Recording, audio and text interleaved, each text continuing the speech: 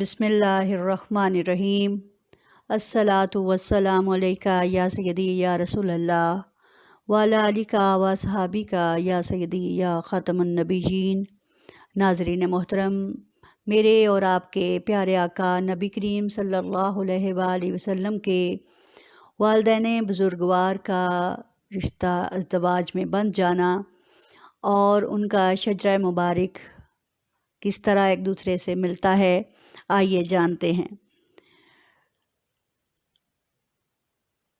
جناب عبدالمطلب کی عمر مبارک 70 سال تھی کہ ان کے لخت جگر جناب عبداللہ اپنی زندگی کی 24ویں بہار دیکھ رہے تھے۔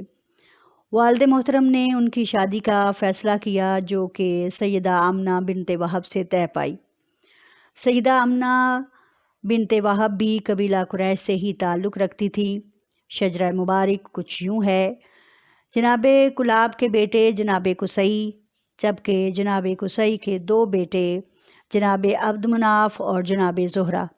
جناب عبد مناف سے نبی کریم صلی اللہ علیہ وآلہ وسلم کا شجرہ مبارک جناب ہاشم، جناب ہاشم سے جناب عبدالمطلب اور جناب عبدالمطلب سے سیدنا عبداللہ، جبکہ جناب زہرہ سے جناب عبد مناف، جناب عبد مناف سے جناب وہب اور جناب وہب کی بیٹی جنابہ سیدہ آمنہ۔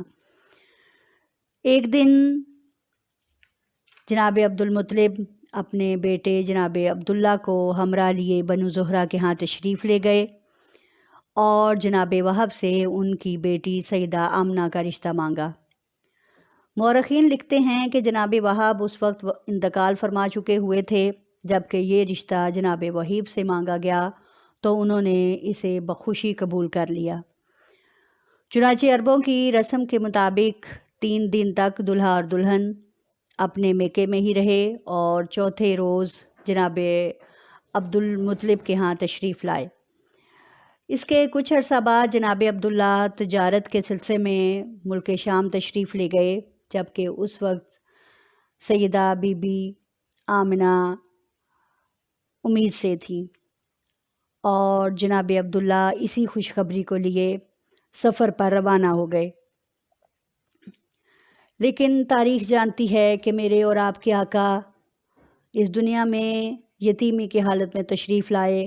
آپ کے والد بزرگوار آپ صلی اللہ علیہ وآلہ وسلم کی پیدائش سے 2 ماہ قبل ہی وفات پا گئے۔ نبی کریم صلی اللہ علیہ وآلہ وسلم دنیا کے خوش نصیب اعلیٰ ترین انبیاء اکرام میں بھی اعلیٰ مرتبہ لیے اس دنیا میں آپ صلی اللہ علیہ وآلہ وسلم کے ظہور کا نزول ہوا۔ آپ کی ولادت 12 ربیع الاول پیر کے دن بمطابق 22 اپریل 570 عیسوی میں سیدہ آمنہ کے بطن سے آپ کی ولادت باسعادت ہوئی۔ یہ خبر جناب عبدالمطلب تک پہنچی تو وہ گھر تشریف لائے۔ بے حد خوشی منائی گئی اور نبی کریم صلی اللہ علیہ وآلہ وسلم کو اپنے ہاتھوں پر اٹھاتے ہوئے کعبہ تشریف لے گئے، جہاں ان کا نام نامی محمد مصطفیٰ صلی اللہ علیہ وآلہ وسلم رکھا گیا، اور یقیناً یہ وہ نام ہے جو تاریخ میں اس سے قبل، عربوں میں اس سے قبل کسی اور کا نام نہ تھا۔ چنانچہ نبی کریم صلی اللہ علیہ وآلہ وسلم کی رسم عقیقہ کی گئی اور خاندان قریش کو دعوت دی گئی، تو اہل خاندان تمام کے تمام حیران تھے کہ محمد صلی اللہ علیہ وآلہ وسلم تو پہلے کسی کا نام نہ تھا۔ یہ نام رکھنے کی وجہ پوچھی تو جناب عبدالمطلب نے خوبصورت انداز میں فرمایا کہ یہ میرا پوتا یقیناً اس کی تعریف دنیا کرے گی، اسی لیے میں نے اس کا نام محمد مصطفیٰ صلی اللہ علیہ وآلہ وسلم رکھا ہے۔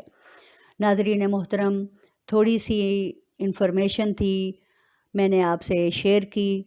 اللہ تعالیٰ آپ کو اور ہمیں نبی کریم صلی اللہ علیہ وآلہ وسلم کی سیرت کو عام کرنے اور ان کے نقش قدم پر چلنے کی توفیق عطا فرمائے۔ وآخر دعوانا الحمدللہ رب العالمین۔